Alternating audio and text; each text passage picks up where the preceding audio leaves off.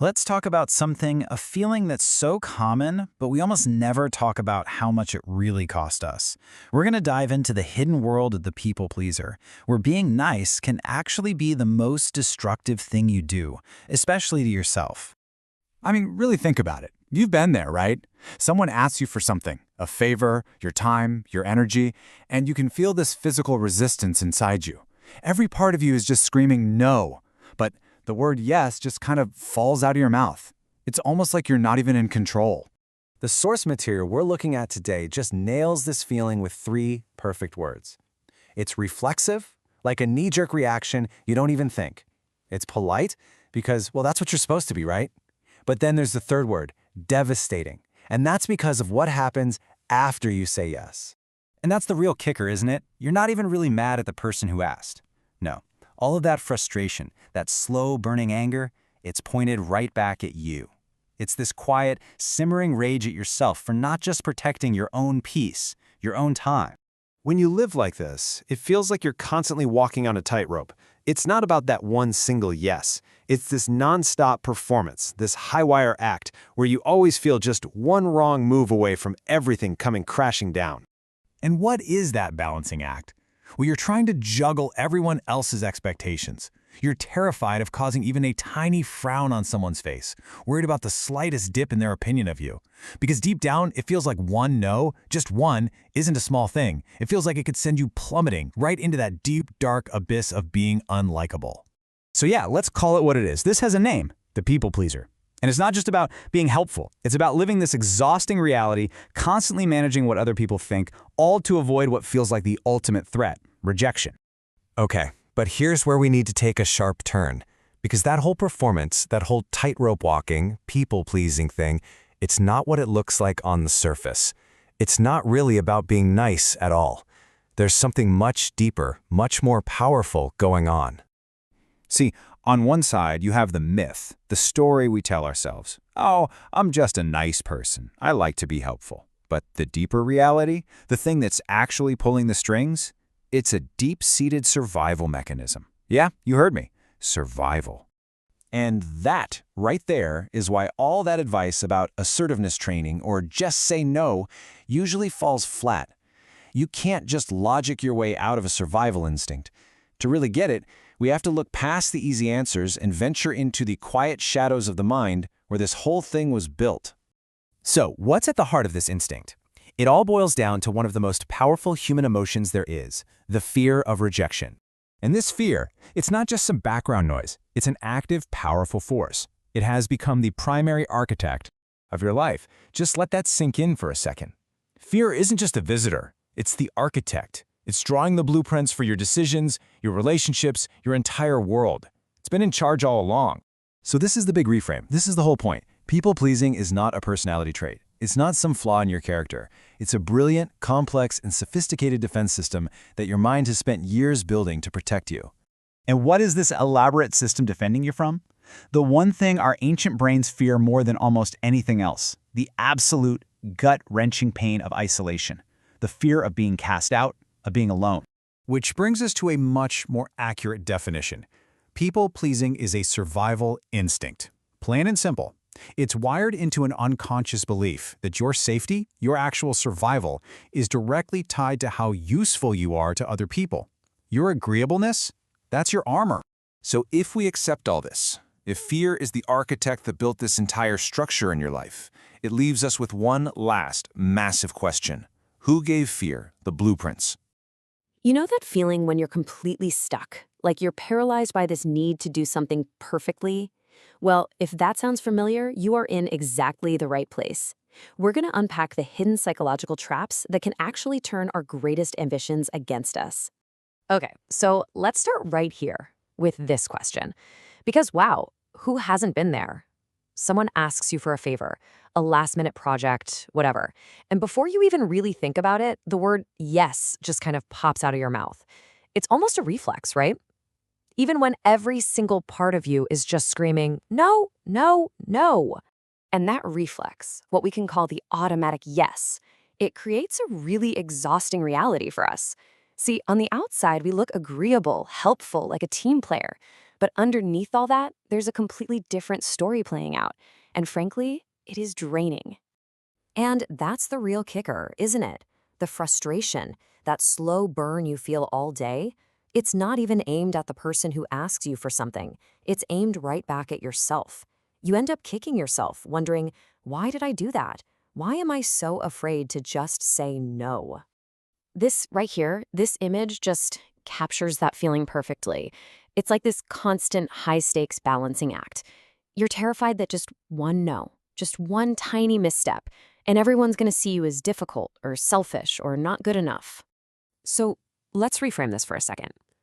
This whole pattern, it isn't really about just being nice. It's way deeper than that. It's actually a survival mechanism. It's a pattern our brain learned, probably a long time ago, as a way to feel safe and accepted. And that's really the core of people-pleasing. It's a survival strategy. Your brain has literally wired itself to believe that your safety, your protection from being rejected, is directly tied to how useful you are to other people. But here's the thing. People-pleasing is just the symptom. The real cause is hiding a little deeper, in the way our minds are actually wired to think. So the real engine driving all of this is a very specific, very common pattern of thought. We call it all or nothing thinking. We're not just trying to be nice. We're operating under this secret, rigid rule book in our heads that's completely distorting how we see reality. And there's a name for this in behavioral psychology. It's called a cognitive distortion. Think of it like you're wearing a pair of glasses that warps everything you see, but you don't even know you have them on. And one of the most powerful distortions out there is the all or nothing thinking that is the absolute fuel for perfectionism. Take a look at this. This really lays out the whole problem. The perfectionist mind lives in extremes. If something isn't 100% perfect, it's a total failure. It's a 0.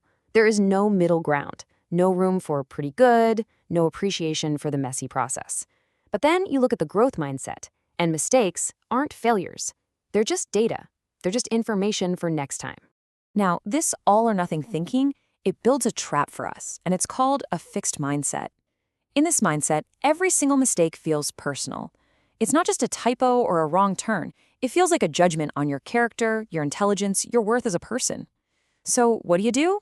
You start avoiding challenges because the goal isn't to learn anymore. It's just not to fail. And this leads us to the great, tragic irony of perfectionism. That intense, burning desire you have to create something flawless is the very thing that stops you from creating anything at all. Psychologists have a term for this, maladaptive perfectionism. It's that tipping point where a healthy drive for excellence crosses a line and becomes totally destructive. The fear of not living up to this impossible standard gets so loud in your head that it just paralyzes you, and procrastination suddenly feels like the only safe option. I want you to let this one really sink in. That procrastination that you beat yourself up about, it's not a character flaw. You are not lazy. You are terrified. It's a completely logical, protective response to a deep-seated fear of failing. And this fear, it locks you into a really vicious cycle. It starts with demanding perfection. That demand creates an intense fear of making a mistake, which of course makes you feel overwhelmed. So what happens next? You procrastinate. You avoid the task. But it's not over. You then beat yourself up for procrastinating, which just reinforces that little voice in your head that says you're not good enough, and that just fuels the demand for perfection all over again. You see the loop? It's complete self-sabotage, where you're trading your mental health for an illusion of control. Because underneath this entire loop is one core belief. Your brain has created a story, a narrative that says being average is basically a death sentence for your identity. In that story, making a mistake isn't just a bummer. It feels like a threat to your very existence. So how in the world do we break free from this? Well, it starts with something that sounds kind of crazy, but it is profoundly liberating. It starts with finding the courage to be average. This right here is the antidote to that whole perfectionist trap. Think about it. Nobody starts out as an expert. Every master was once a disaster, right? True excellence isn't born from some flawless first attempt. It's built on a mountain of mistakes, a ton of learning, and just having the guts to be a beginner. So when you demand perfection right out of the gate, you're not actually setting a high standard for success. You're guaranteeing failure because you're disqualifying yourself before the game even starts. You've become a prisoner, change to a standard that doesn't even exist, serving a judge in your head who will never, ever be satisfied. The most powerful thing you can do, starting today, is to just see this pattern for what it really is. It's not ambition, it's self-sabotage that's disguised as high standards. And the moment you can name it, the moment you can see it clearly, that's when you can start to dismantle the impossible expectations you've been putting on yourself. So I'll just leave you with this question to think about. What project would you start? What skill would you finally learn? What part of your life could you move forward on if you just gave yourself permission to not be perfect? The permission to simply begin. Okay, this one's for the perfectionist out there. You know who you are, the one who feels that crushing weight to get everything just right. If that's you, I just want you to listen up for a few minutes, because I want you to know that you're seen. Truly. So let me ask you something. Just think about it for a second. Have you ever said yes? While every single cell in your body was just screaming no? You know that feeling, right? The yes comes out of your mouth, but inside there's this pit in your stomach. That quiet scream, that little wave of resentment that hits right after, and it's usually pointed straight at yourself. Yeah, that's where we're going to start. And what happens is this huge gap opens up. On the outside, you've got this exterior that looks, well, perfect. You're the one who's always capable, always agreeable, the person everyone knows they can count on no matter what. But the reality? What's going on inside? Oh, that's a totally different story. It's just exhaustion. It's this quiet resentment bubbling under the surface. And it's that nagging voice, that ghost that's always haunting you, whispering that you're just not enough. It really feels like you're walking on a tightrope, doesn't it? It's this constant, high-stakes balancing act. You're juggling everyone else's expectations, their needs, trying to manage how they see you, terrified of disappointing them, and man, it is relentless. It feels like one wrong step, one little no, and the whole thing is just going to come crashing down around you. And I really want to talk about all the work that nobody ever sees. I see those late nights, the ones where you're just obsessing over tiny little details that, deep down, no one else is even going to notice. I see the extra hours you pour in, the way you agonize over every single choice. This isn't just working hard. It's this intense, really private battle to live up to a standard that's pretty much impossible. And what this all boils down to, at its very core, is this really painful feeling that your worth is conditional. I see that your heart is just plain tired of being judged by what you do, by your output, instead of by who you are, your essence. It starts to feel like you're only as good as your last achievement, right? Your last yes, your most recent flawless performance, and somewhere in all that, you get lost. So, you gotta ask, right? Why? Why on earth do we do this to ourselves? Why keep up this exhausting performance day in and day out? Okay, and this is maybe the most important part. This is not a character flaw. It's so important to get that. We're talking about people-pleasing, and it's really a deep-seated survival mechanism. Your perfectionism, it probably started way back when as a strategy, a way to get love or to get noticed or just to feel safe when the world felt a little chaotic. It was a tool that taught you this really powerful equation. If I'm useful, I'm safe. If I'm agreeable, I belong. So you can think of this strategy like it has a timeline. Back then, in the past, being perfect, being the helpful one, it worked. It was how you got that love, felt secure, or just got seen. But here's the thing, we're in the present now.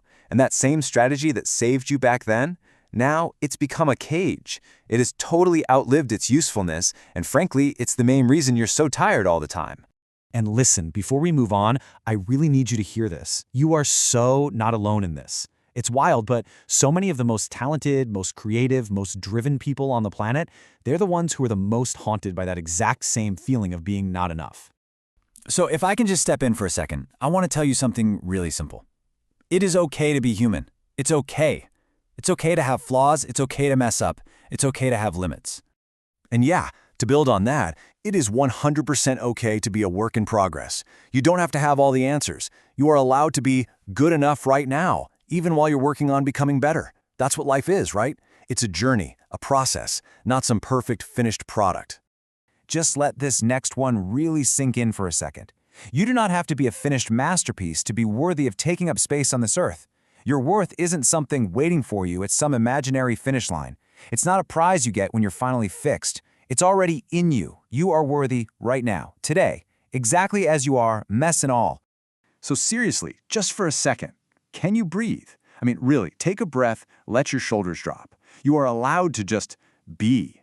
You can just exist without having to constantly perform or produce or perfect something. You know that feeling of validation you're searching for? That little voice that says, okay, you finally made it. You're good enough now. Well, here's the secret. You're never going to find it in a perfect score or in a round of applause from other people. True validation, it's an inside job. It's found in that quiet moment when you can look at your own imperfections and realize, these don't make me less. They just make me human. So, okay, what now? Where do we go from here?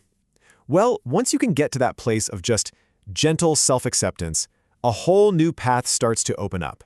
It's a two-step process, really. First, we stop performing for that invisible audience that's always judging us. And second, we start building a life that actually feels good from the inside, not one that just looks good from the outside. And that's really the question I want to leave you with today. Just think about it. If you stopped performing, if you weren't trying so hard to please everybody else, if you gave up chasing that impossible standard, what would you want? What would a life that's built just for you, from the inside out, what would that actually look like? Okay, let's talk about a feeling that is so common, it's almost universal.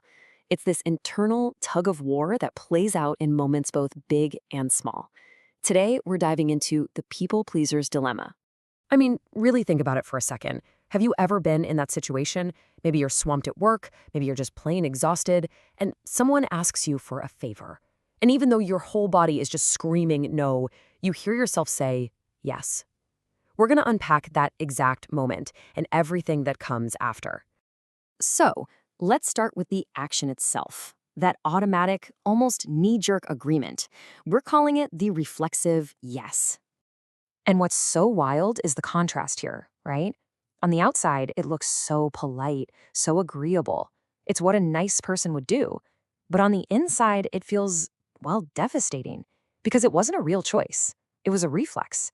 It's basically an act of self-betrayal that's just disguised as good manners. You see, that one little word has a pretty serious internal cost. It plants a seed for a really powerful emotion that almost always follows: resentment. So after you said yes, this feeling just starts to bubble up. It's like this slow burn. And you'd think, logically, that you'd be annoyed at the person who asked you, the one who put you on the spot. But here's the twist. That's not where the anger is actually aimed. And there it is. The resentment is pointed right back at you. You end up spending the rest of the day, maybe even the whole week, just stewing in this frustration with yourself for not standing your ground, for not just honoring what you needed in that moment. It's this uniquely painful self-inflicted wound. Which, of course, brings us to the real question here. What is driving all of this? I mean, what are we so afraid of? Why are we so terrified of a momentary frown on someone's face? The fear seems completely out of proportion to this situation, doesn't it? Well, to understand this fear, it helps to use a metaphor. Imagine you're constantly walking a tightrope, and the stakes of just being liked feel impossibly high. Every single conversation, every little request is like another careful step on this super precarious wire. You're just desperately trying to balance what everybody else wants from you, absolutely terrified that one wrong move, one little shift in your weight is going to send you tumbling down. I mean, this slide just perfectly illustrates the distorted logic happening in our heads. The so-called crime is tiny. It's just one word, no. But the punishment our brain imagines is catastrophic, crashing into this giant abyss of being unlikable. It's not just about disappointing someone for a second. It feels like you'll no longer be worthy of connection at all. Okay, so a fear this big, this profound, it can't just be about being nice. We're getting to the absolute heart of it now. This isn't some personality trait. It's a full-blown survival instinct. And this is the crucial takeaway. People-pleasing isn't a flaw in your character. It's a mechanism. It's a deeply ingrained system that has taught you a really dangerous equation. Your safety is directly tied to your usefulness. Let's break that down a bit. This mechanism, it's basically a defense system. Its one and only job is to protect you from the deep, deep pain of isolation. And who designed this system? Well, the fear of rejection itself. That fear has become the main architect of your choices. I want you to let that sink in for a second. Your safety is tied to your utility. It's the belief that your value as a person isn't just inherent. No, it's transactional. It's this little voice that says, if I am not helpful, if I can't provide something, then I'll be rejected. And if I'm rejected, I am not safe. That's the quiet logic running in the background of every single reflexive yes. And that, of course, brings us to the final and probably most important question. The entire mechanism is built on a faulty idea. So we have to ask ourselves, if you strip away everything you do for other people, if your value is not your utility, then what is it?